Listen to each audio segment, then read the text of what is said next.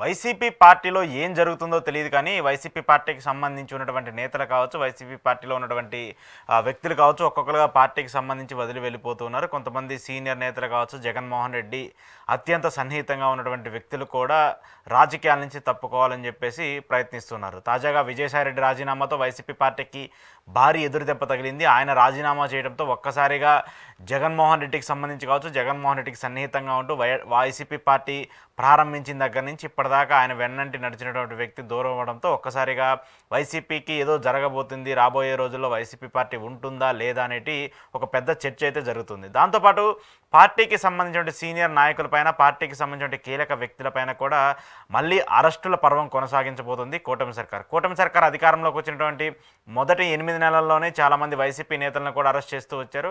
వాళ్ళకి సంబంధించిన గత ప్రభుత్వంలో చేసినటువంటి తప్పిదాలు కావచ్చు, లేదంటే భూ అక్రమాలకు సంబంధించిన అంశాలు కావచ్చు, పదే పదే ఆరోపణలు ఎవరి మీద అయితే వచ్చావో వాళ్ళందరి మీద కూడా కేసులు నమోదు చేసి అరెస్ట్ చేస్తూ వచ్చారు. జోగి రమేష్ కావచ్చు, మాజీ ఎంపీ అయినటువంటి నందిగం సురేష్ కావచ్చు, లేదంటే మరి కొంతమంది కీలక నేతలందరి మీద కూడా అరెస్ట్ చేస్తూ వచ్చారు. వాళ్ళందరూ బెయిల్ మీద కొంతమంది బయట ఉంటే మరి కొంతమంది జైల్లో ఉంటూ వచ్చారు. అయితే ఇంకొంతమంది కీలక నేతలు, వైసీపీలో ఫైర్ బ్రాండ్గా ఉన్నటువంటి నేతలందరూ కూడా సైలెంట్ అయిపోయారు. కొడాల నాని కావచ్చు, వల్లభనేని వంశీ కావచ్చు, రోజా కావచ్చు, వీళ్ళందరూ కూడా సైలెంట్గా ఉన్నారు. రోజా మాత్రం అడపాదడప బయటకు వచ్చి ప్రభుత్వానికి సంబంధించిన హామీల మీద, ప్రభుత్వం ఏదైతే ఇచ్చిందో ఎన్నికల మేనిఫెస్టోలో అవి అమలు చేయకపోతే వాటి మీద బయటకు వచ్చి మాట్లాడుతూ ఉన్నారు. అయితే ఇప్పుడు వైసీపీ పార్టీలో ఏం జరగబోతుంది? ఈ 8 నెలల కాలంలోనే ఇంత భారీ ఎదురుదెబ్బ ఎదుర్కొన్నటువంటి వైసీపీ పార్టీ రాబోయే 4 ఏళ్ల పాటు ఎలా ప్రయాణం కొనసాగించబోతుంది? 4 ఏళ్ల పాటు జగన్మోహన్ రెడ్డి ఎలా తన రాజకీయ ప్రస్థానాన్ని కంటిన్యూ చేస్తారనేదే ఇప్పుడు పెద్ద ప్రశ్నగా మారుతుంది.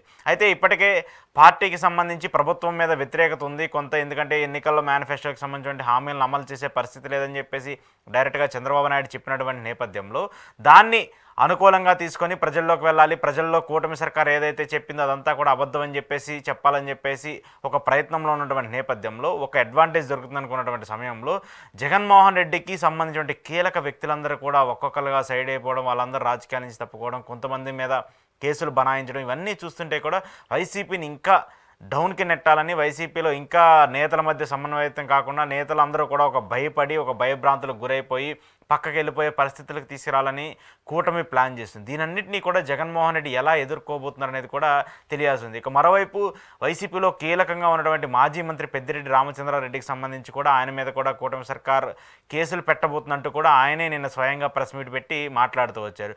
పవన్ కళ్యాణ్ కూడా గతంలో పెద్దిరెడ్డికి సంబంధించి కొన్ని అటవీ భూములను అక్రమంగా భూ కబ్జాలు చేసి లేదంటే అక్రమంగా రాపించుకున్నారని చెప్పేసి ఆయన మీద పెద్ద ఎత్తున ఆరోపణలు వస్తున్నాయి.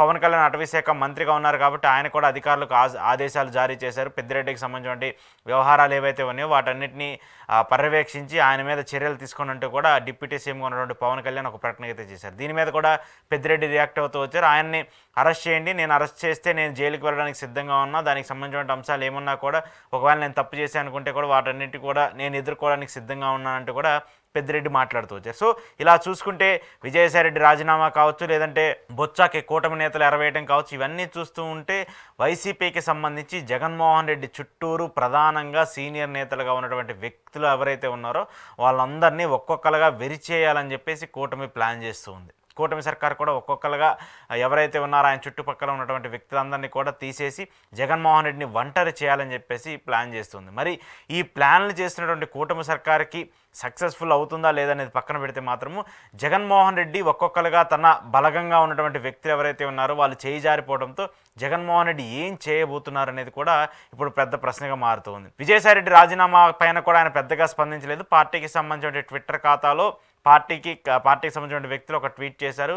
ఆయన రాజీనామాను ఆమోదించము, కానీ ఆయన తీసుకున్నటువంటి నిర్ణయానికి సపోర్ట్ చేస్తామంటూ కూడా పార్టీకి సంబంధించిన వ్యవహారాలుగా ఉన్నటువంటి వ్యక్తులు మాట్లాడుతూ వచ్చారు. అయితే ఇప్పుడు జగన్మోహన్ రెడ్డి ప్రస్తుతం లండన్లో ఉన్నారు. లండన్ పర్యటన రేపు ముగియబోతుంది. ముగిసిన తర్వాత ఆయన డైరెక్ట్ బెంగళూరు వెళ్ళబోతున్నారు. బెంగళూరు వెళ్ళిన తర్వాత అక్కడి నుంచి 4వ తారీఖు వైసీపీ పార్టీకి సంబంధించిన కీలక నేతలు ఎవరైతే ఉన్నారో, ప్రస్తుతం పార్టీకి సంబంధించిన మెంబర్లు ఎవరైతే ఉన్నారో వాళ్ళందరితో జగన్మోహన్ రెడ్డి ఒక కీలక సమావేశం నిర్వహించి పార్టీకి సంబంధించిన స్థితిగతులపైన, రాబోయే రోజుల్లో పార్టీకి సంబంధించిన కార్యక్రమాలపైన ఏం చేయాలనేది ఒక దిశానిర్దేశం చేయబోతున్నారు. ఇప్పుడే ఈ 4వ తారీఖు ఆయన కొన్ని కీలక నిర్ణయాలు కూడా తీసుకోబోతున్నట్టు తెలుస్తుంది. ఎందుకంటే ఇప్పటికే నియోజకవర్గాలకు సంబంధించి, జిల్లాలకు సంబంధించి, ప్రాంతాలకు సంబంధించి ఇన్ఛార్జీలు కావచ్చు, లేదంటే జోనల్గా ఉన్నటువంటి వ్యక్తులు కావచ్చు, కమిటీ సభ్యులు కావచ్చు, వాళ్ళందరినీ కూడా నియమించాలని చెప్పేసి ఆయన లండన్ వెళ్లే ముందే ఒక నిర్ణయాన్ని పార్టీ క్యాడర్కి, పార్టీ శ్రేణులకి చెప్పారు. కాబట్టి అవి ఎంతవరకు వచ్చింది ఏంటి అనేది కూడా ఈ సమావేశంలో ఆయన తెలుసుకోబోతున్నారు. ఆ తర్వాత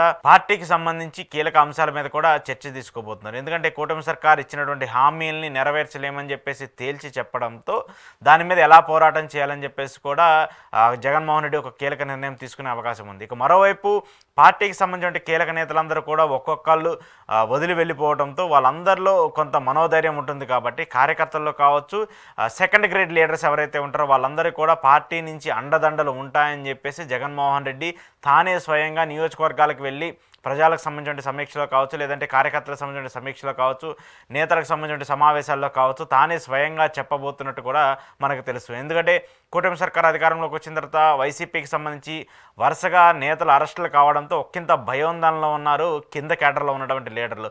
జిల్లాల వారీగా కావచ్చు, లేదంటే గ్రామాల వారీగా, మండలాల వారీగా ఉన్నటువంటి లీడర్లందరూ కూడా ఇప్పటికే స్తబ్దుగా ఉన్నారు, సైలెంట్గా ఉన్నారు. వ్యతిరేకత ఉన్నప్పటికీ కూడా వాళ్ళు బయటకు వచ్చి మాట్లాడే పరిస్థితులు అయితే కనిపించట్లేదు.